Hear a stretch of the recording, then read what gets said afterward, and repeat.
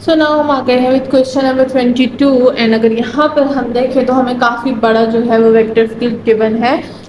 इसको सॉल्व करने के दो है दूसरे भी मेथड हैं, बट हम लोग यहाँ पर जो पोटेंशियल फंक्शन और लाइन इंटीग्रल लाइन को एवेल्यूएट करने के मेथड से कर रहे हैं, तो हम लोग वही मेथड जो है वो फॉलो करेंगे।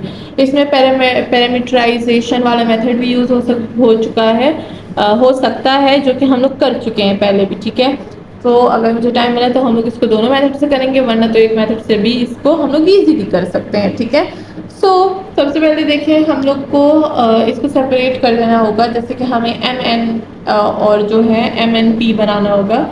सो यहाँ पर अगर आप देखें तो एम क्या होगा, 2x d of x by x square plus Y square plus Z square होगा। एन जो होगा वो होगा 2y d of y with the same denominator and जो P होगा वो भी बिल्कुल ऐसा ही होगा। ठीक है, विद द सेम डिनोमिनेटर। और इसी तरह हम लोग जो है वो इसको फाइंड करेंगे एम एन पी। तो सबसे पहले हम लोग जो एग्जैक्ट की कंडीशन देखेंगे, उसके बाद आगे बढ़ेंगे। तो सबसे पहले एग्जैक्ट की कंडीशन चलिए फाइंड करते हैं कि क्या ये एग्जैक्ट है। अगर ये एग्जैक्ट है तो ये कंजर्वेटिव भी होगा फिर। So partial M by partial of Y first condition है हमारे पास, partial M by partial of X. मैं पहले ही बता चुकी हूँ वो क्या है, तो चलिए लिखते हैं यहाँ पर partial by partial of Y. M क्या था, एम था हमारे पास 2x with X square plus Y square plus Z square. ठीक है, equal to partial by partial of X. N क्या था, वो था 2y, साथ ही था हमारे पास x square plus Y square plus Z square. ठीक है, सो यहाँ पर अब हम यूज़ करेंगे कोशेंट रूल। कोशेंट रूल के बारे में मैं पहले बता चुकी हूँ। नीचे ये वाला फंक्शन फर्स्ट और ये वाला फंक्शन सेकंड। तो फर्स्ट फंक्शन का हम लोग जो है वो स्क्वायर ले लेते हैं, तो यहाँ पर भी हम स्क्वायर ले लेंगे। ठीक है, ज़रा टेढ़ा हो गया। ठीक है, सो ये हो जाएगा हमारे पास फर्स्ट फंक्शन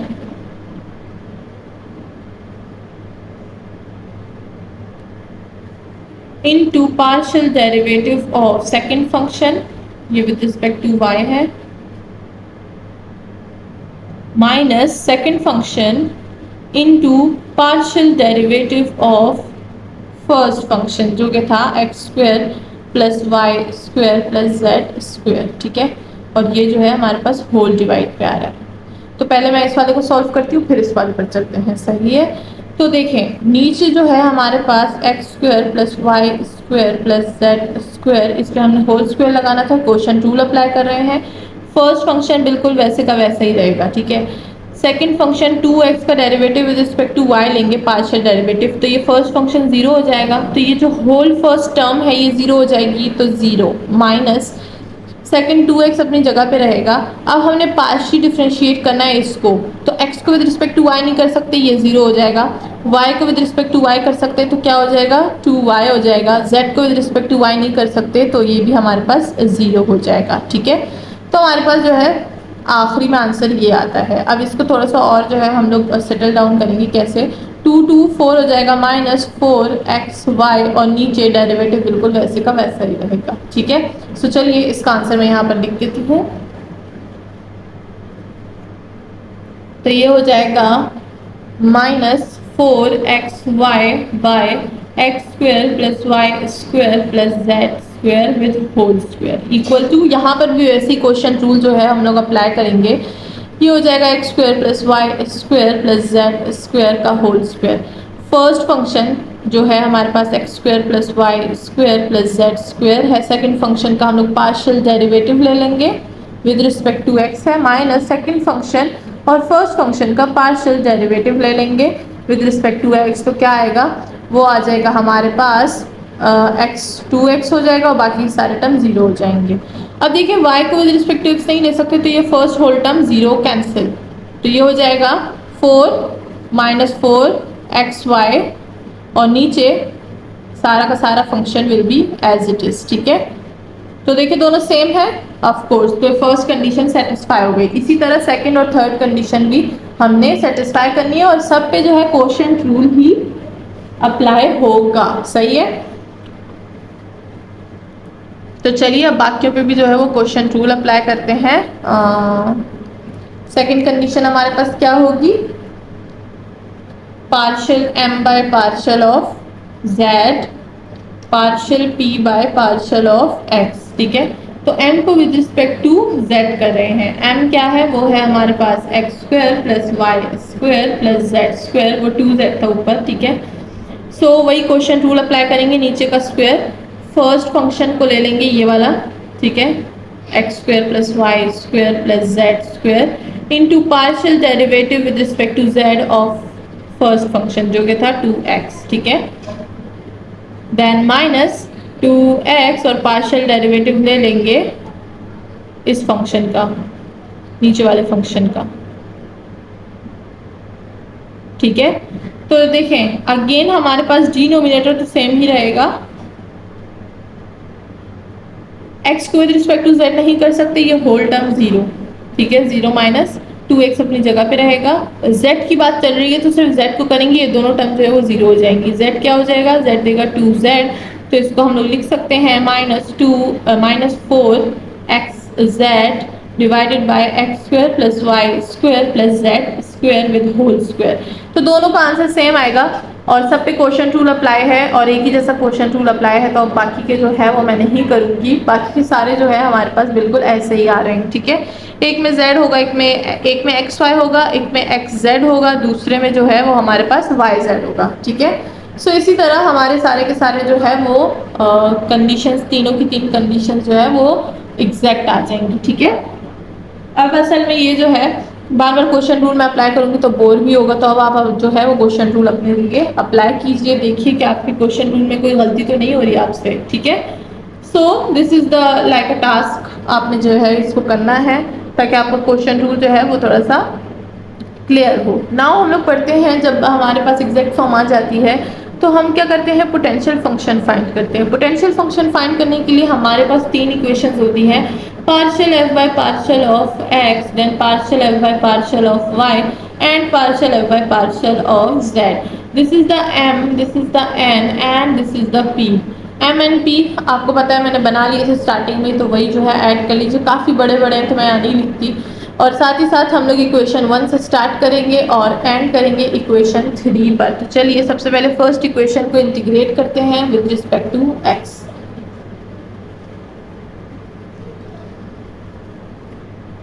तो फर्स्ट था हमारे पास partial f by partial of x with respect to x, इसको हम लोग इंटीग्रेट करेंगे।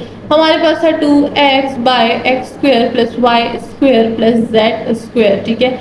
इसको विद रिस्पेक्ट टू एक्स जो है हम क्या करेंगे, इंटीग्रेट करेंगे। तो चलिए देखते हैं हमारे पास क्या आता है। ये तो हमारे पास फंक्शन x, y और z देगा। ना यहाँ पर देखते हैं नीचे फंक्शन और ऊपर उसका डेरिवेटिव है या नहीं। तो अगर हम देखें नीचे फंक्शन है, ठीक है, फंक्शन ऑफ x, ठीक है, तो ये होगा x square plus Y square plus Z square. अगर मैं फंक्शन का डेरिवेटिव लूँ विद रिस्पेक्ट टू x, ठीक है, विद रिस्पेक्ट टू x, तो मेरे पास क्या आएगा 2x और ये बाकी ये दोनों टर्म जीरो हो जाएंगे क्योंकि हम लोग यहाँ पर क्या कर रहे हैं, पार्शियल यूज कर रहे हैं, ठीक है। तो ये हो जाएगा हमारे पास 2x, तो नीचे फंक्शन और ऊपर उसका derivative 2x with g of x also, ठीक है। तो जब नीचे फंक्शन होता है ऊपर उसका डेरिवेटिव होता है तो हम क्या यूज करते हैं, natural log of that function. So there will be the natural log of that function जो कि है x square y square plus Z square. साथ ही एक आर्बिट्री फंक्शन लगाएंगे फॉर y एंड z। तो this is now the potential function जिसमें हम लोग अपग्रेड करेंगे और हमारे पास एंड का जो है वो आंसर आएगा। तो चलिए इसको टॉप पे लिखते हैं और इसको स्टार इक्वेशन बनाते हैं। तो ये हो जाएगा हमारे पास f x y and z equal to natural log of x square plus Y square plus Z square and plus एक arbitrary function for y and z, the star equation. तो चलिए अब इक्वेशन 2 को यूज करते हैं। सो अब लेते हैं इक्वेशन 2। इक्वेशन 2 थी हमारे पास partial f by partial of y equal to n, ठीक है। So partial by partial of y, function को सबसे पहले ले लेते हैं, ये रहा natural log of x square plus Y square plus Z square and plus g y of z equal to, और n क्या था, n था हमारे पास 2y x square plus Y square plus Z square, ठीक है। विद रिस्पेक्ट टू y कर रहे हैं तो ये क्या होगा 1 by x square plus Y square plus Z square आएगा एंड अगेन पार्शियल डेरिवेटिव ले लेंगे of this inner function x square plus Y square plus Z square. यहाँ से आ जाएगा partial g y of z divide by partial of y equal to this will be same. ठीक है, अब यहाँ पर देखते हैं x को विद रिस्पेक्ट टू y नहीं कर सकते, ये जीरो हो जाएगा, z भी जीरो हो जाएगा, ये हो जाएगा 2y। ठीक है, तो मैं इस पे लिख सकती हूँ 2y by x square plus Y square plus Z square और ये वाला फंक्शन बिल्कुल एज इट इज रहेगा। ठीक है, partial g by partial of y g हाँ एक minute g y of z equal to 2y x square plus Y square plus Z square. ठीक है, अच्छा यहाँ पर थोड़ी बहुत गड़बड़ी है क्योंकि ये मैंने यहाँ पर लिखना था, चलिए उसको छोड़ते हैं। तो देखिए ये और ये कैंसिल हो जाएगा, हमारे पास जीरो के इक्वल आ जाएगा जी वाई ऑफ जेड।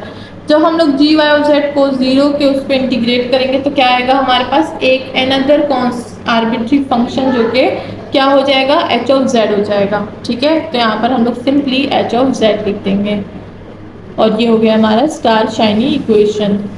सही है, जीरो को इंटीग्रेट में नहीं कर रहे। नाउ लास्ट फंक्शन यूज करते हैं partial f by partial of z equal to P.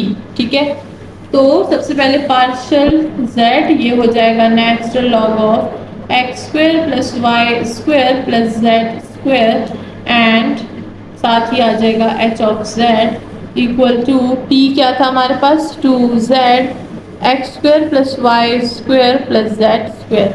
अब देखो इसको भी करेंगे तो वही आएगा, क्या ये हो जाएगा हमारे पास नीचे आ जाएगा 1 by x square plus Y square plus Z square.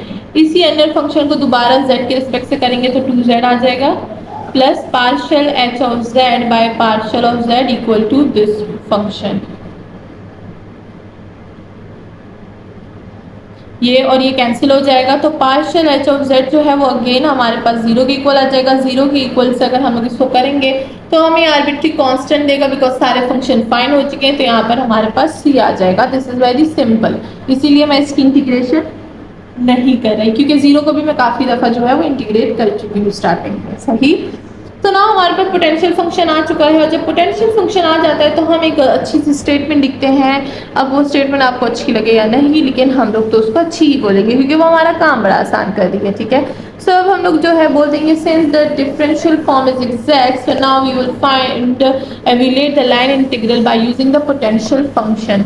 तो पोटेंशियल फंक्शन को यूज़ करेंगे, हम लोग इसको लिख सकते हैं लाइक कि हमारे पास है -1 एंड -1 और अपर लिमिट क्या थी 2 2 एंड 2 और हम लोग इसको लिख सकते हैं f d r equal to function 2 2 2 minus function -1 ठीक है। सो एफ डी आर भी आप लिख सकते हैं या फिर होल वो जो वेक्टर फील्ड आपको गिवन थी वो भी आप लिख सकते हैं ना। इस फंक्शन को हम लोग इन दोनों पे जो है वो डिफाइन करेंगे और उसके बाद देखते हैं कि हमारे पास हमारा आंसर जो है वो क्या आता है। So let's define this F 2 2 और 2 विद एफ 1 -1 एंड -1। सो देखिए काफ़ी ज़्यादा इजी है, नेचुरल लॉग है हमारे पास एक्स वाई जेड, तो एक्स भी स्क्वायर है यानी 4 प्लस वाई भी स्क्वायर है यानी 4 प्लस जेड भी स्क्वायर है यानी 4। ठीक है, इक्वल टू नेचुरल ऑफ, देखिए नेगेटिव चीज़ पे अगर स्क्वायर हो तो पॉजिटिव देता है तो 1 + 1 + 1। ठीक है, सो ये हो जाएगा नेचुरल ऑफ 4 4 4 तो 4 8 एंड 12 तो ये हो जाएगा नेचुरल लॉग ऑफ 12 और ये हो जाएगा नेचुरल लॉग ऑफ 3।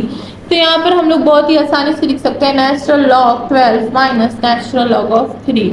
तो natural log 12 minus natural log of 3 और नाउ यहाँ पर प्रॉपर्टी लगेगी नेचुरल लॉग की for finding the fix value. For finding the fix value किस तरह से प्रॉपर्टी लगेगी natural log a minus natural log of b equal to natural log a by b. तो ये हो जाएगा नेचुरल लॉग 12 बाय 13 लिख रही थी मैं 3, तो 3 1 3 3 2 6 3 3 9 3 4 12। तो नेचुरल लॉग ऑफ 4 आ जाता है हमारे पास और this is for the word integral evaluates to. इसी के साथ हमारा आंसर जो है वो ख़त्म होता है। होप कि सबको सोल्यूशन समझ आई होगी और सब ने जो है इस एक्सरसाइज को बहुत ही अच्छे से कवर किया होगा। मिलते हैं नेक्स्ट वीडियो में, अपना ख्याल रखिएगा, चैनल को सब्सक्राइब करना बिल्कुल ना भूलिएगा। साथ ही आप मेरी ऑनलाइन क्लासेस ज्वाइन कर सकते हैं जिसकी साइड वीडियो के एंड में है। अल्लाह हाफिज़।